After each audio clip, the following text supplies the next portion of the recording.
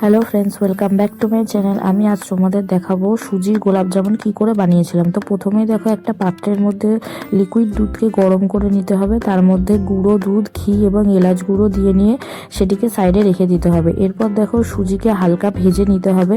হালকা একটু গন্ধ বেরিয়ে এলেই তার মধ্যে এই দুধের মিশ্রণটি হালকা হালকা করে ঢেলে ঢেলে দেখো এইভাবে একটুখানি চিটচিটে টাইপের করে নিতে হবে। আর সুজিটাও যাতে সেদ্ধ হয়ে যায় সেটাও দেখতে হবে।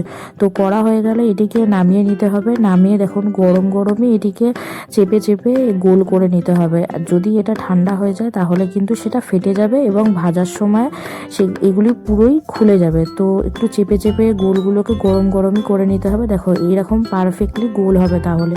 এরপর দেখো, একটি চিনির শিরা করে নিতে হবে। চিনি দিয়ে, জল দিয়ে, এলাচ দিয়ে নিয়ে সেটিকে ফুটিয়ে রেখে দিতে হবে সাইডে। এরপর দেখো, এই গোলগুলোকে ডিপ ফ্রাই করে নিতে হবে একদম ব্রাউন কালারের। দেখো পুরো মিনি গোলাপ জামুনের সাইজে হয়ে গেছে।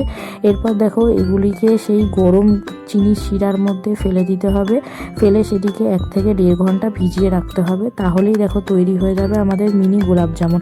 খেতে দারুণ হয়েছিল। তো আপনারাও চাইলে করে টেস্ট করে দেখতে পারেন আর আমাকে একটা কমেন্টে জানাতে পারেন। বাই।